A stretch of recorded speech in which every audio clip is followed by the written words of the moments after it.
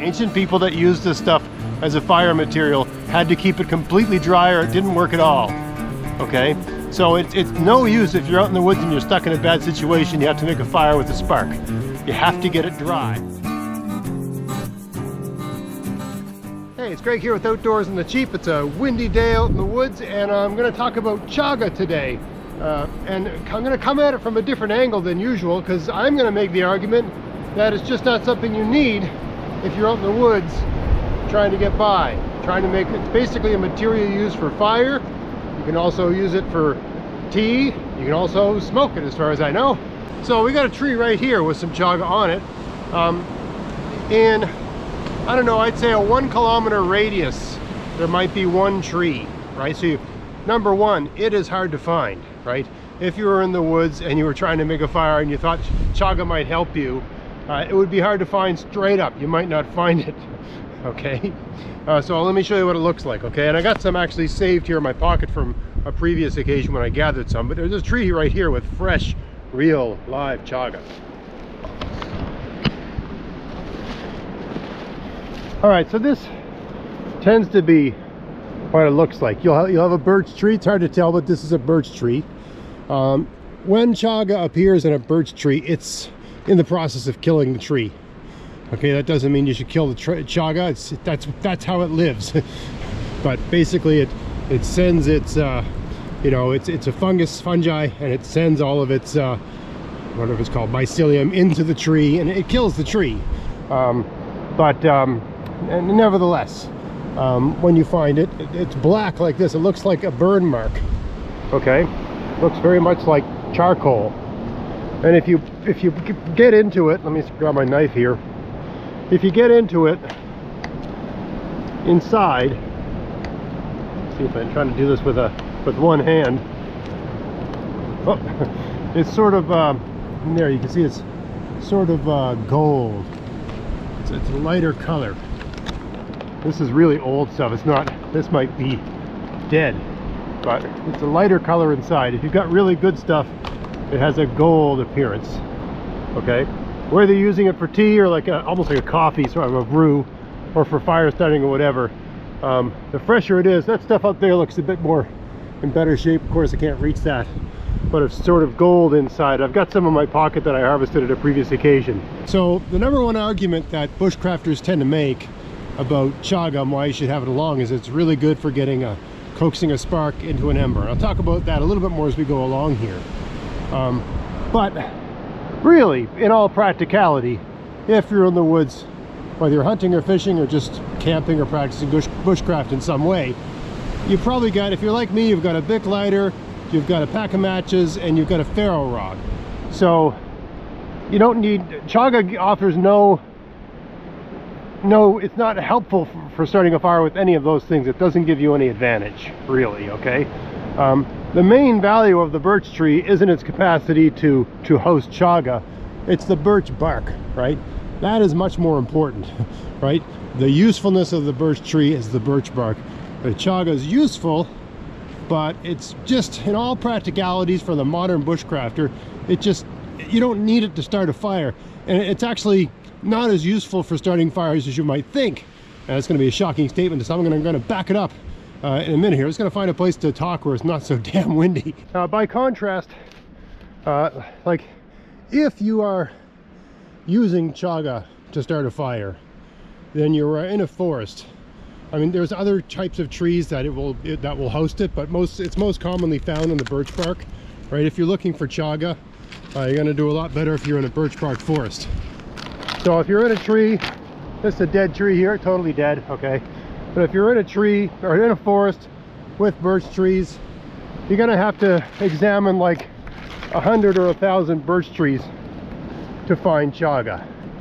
And so birch bark is much easier to find than chaga. And I'm going to show you over the course of this video that it's actually more useful for starting fires in every way possible, right? So there's only one situation where chaga comes in handy, and it may even be essential, but the probability of you finding yourself in that situation is very very low. And even then, you may not be able to use the chaga.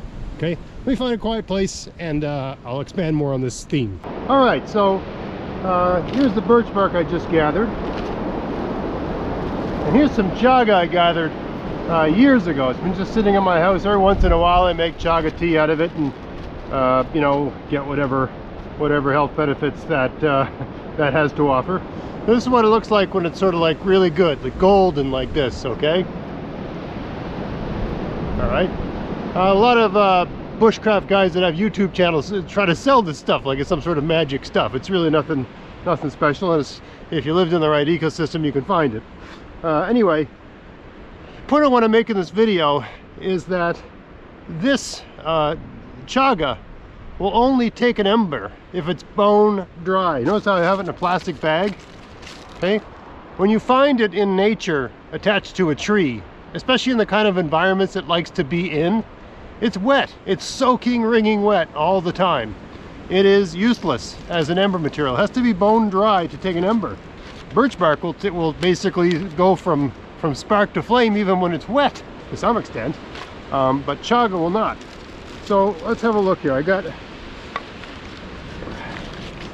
some chaga here. I just, you know, where this comes in handy is if you don't have a lighter or a ferro rod or anything modern, okay, and you've been catapulted back a couple centuries and you're reduced to flint and steel.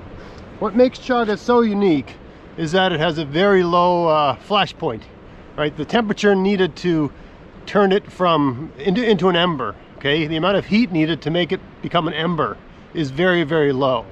So it's really good for getting an ember going with a friction fire, if you're using a bow drill or something like that. It's great for that. And if you're making a very weak spark, like let's say you don't have anything except your knife and you're using a river rock, you know, you're taking the rock and you're hitting it against the back of the blade to make sparks, right? The chaga will take one of those sparks and turn it into an ember. It'll start to glow, and then you can put it in a little nest of, you know, twigs and sticks and stuff like that, coax it into a fire. Or if you've got an axe, and again you're hitting a rock against the axe to make a spark, right? Or anything that basically all it does is make a spark, and you're trying to turn a spark into an ember, right? You don't need that if you have matches, because you have flame. You don't need that if you have a lighter, because you have flame. If you have a ferro rod, it makes embers, right? When you scrape a knife along a ferro rod, right, those are embers that you're making, right? Little hot glowing pieces of steel, right? Steel and oxygen, right? Those are embers. So you don't need an ember material. I mean, if you're in a dire situation, you sort of make a bit of a dust like that.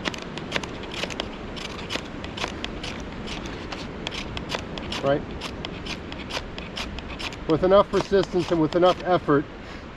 Okay, you can see that's, I lost it. No, it's going. So with enough persistence and enough effort, it's so windy outside it's hard to see, but I've got a glowing ember. There's a little bit of smoke there, but I've got that going. Okay. Now again, you don't need this if you have a ferro rod. It makes embers.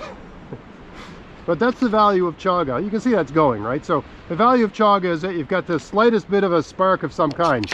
Yeah, I think even a dead lighter might be enough to get some sort of, you know, ember going, right? It doesn't take much because it has such a low smoke point, it's such a low combustion point, right? That's the value of chaga, but it only does that for you if it's bone dry. You have to keep it really dry. Ancient people that used chaga to start fires, they had to keep these wrapped in, you know, oilcloth or some sort of container, you know, a shell or a bone, or they would have had to devise clever containers or wrap it up in leather or whatever, leather bags, right? They didn't have plastic. They didn't have plastic containers instead, Altoid tins and things like that, right? Ancient people that used this stuff as a fire material had to keep it completely dry or it didn't work at all. Okay, so it's no use if you're out in the woods and you're stuck in a bad situation. You have to make a fire with a spark. You have to get it dry. Okay, yeah, sure, it's the dead of summer and there hasn't been, you know, if you're in just the right situation where you can harvest it dry, great, but you know, when you really need a fire badly, it's usually the dead of winter. It ain't dry. It's been snowed on, it's been iced on, you know, it's not dry, in my experience anyway. Right? Look, I got another ember going there I didn't even notice. I better not put this back in my bag. I love the smell of the smoke coming off of that, I gotta say. I don't know if it's, well, most smoke is bad for you, so let's just assume it's bad. It has a lovely smell. Chaga smoke. I'm just gonna put that aside because I don't want to catch my pants on fire. All right, so as a fire starting material that you can forage for in the woods, it's not immediately useful, right? It has to be dried out and kept dry to be useful. All right, with your birch bark, all you got to do is scuff it up, and assuming it's not too wet, sometimes the outside's better for this, sometimes the inside's better for this, and you just scuff it up, right?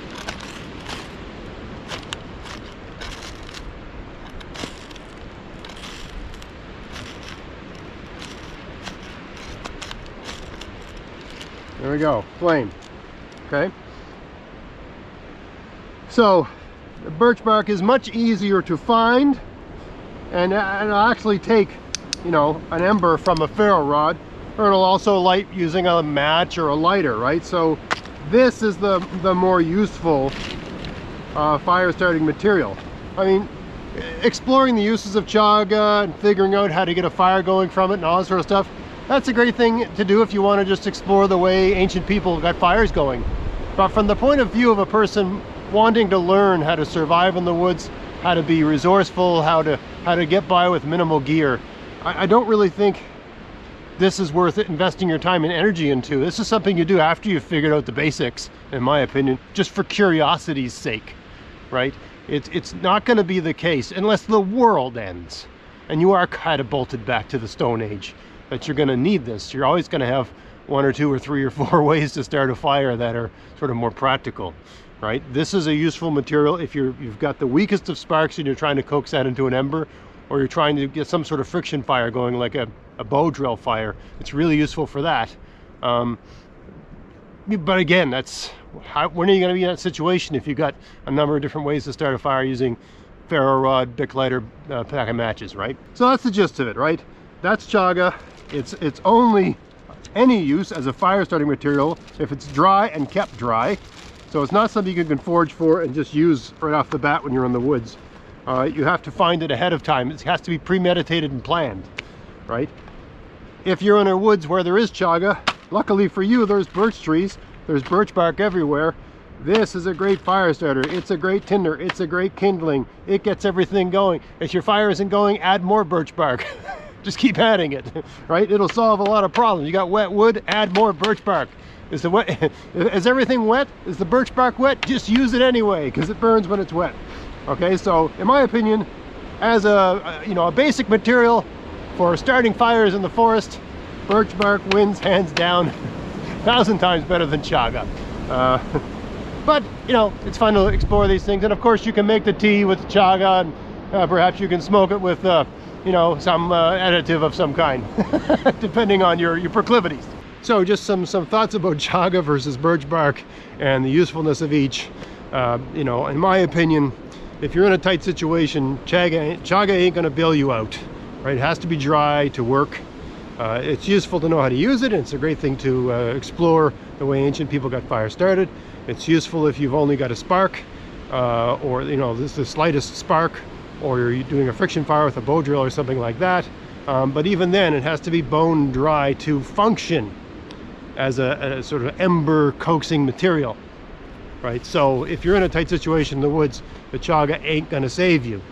Okay, that's the point, right? The birch bark will, right? If you've got, as long as you've got some means to make a fire, a ferro rod, a bic lighter, you know, matches, you know, a range of different ways to light a fire. As long as you've got some way to make an ember of some kind, at least an ember, because birch bark will take an ember, but also a flame, right? And it's useful as a tinder, but also as a kindling, right? So, and it's way easier to find. Birch bark is, if you're in the kind of ecology that has chaga, you know, for every I don't know, 100 or 200 or 500 birch trees, you might find one chaga.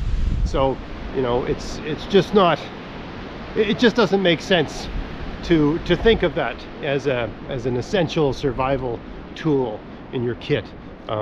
It's the birch bark is the more important. Learning how to use it, how to make fires with it, how to use it in a range of different ways and its properties and that sort of thing, probably more useful. Anyway, starting to ramble here, so I guess I'll wrap things up. I hope you found that interesting. If you did, please like, share, subscribe, and until next time, enjoy the outdoors on the cheap. Thanks for watching.